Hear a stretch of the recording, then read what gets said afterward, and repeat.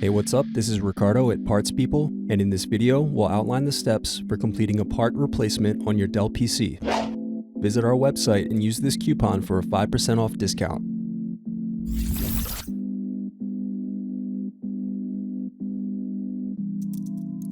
Unscrew and remove bottom base.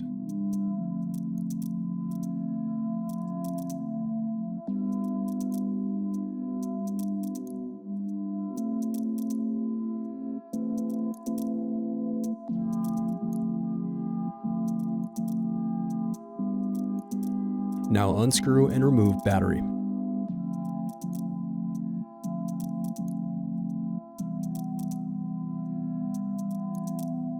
Then separate clips and remove memory. Thanks for watching. Don't forget to like and subscribe if you enjoyed this video. And if you need more, check out this playlist to watch other tutorials for your laptop. You can also click here to find parts for your laptop at partspeople.com.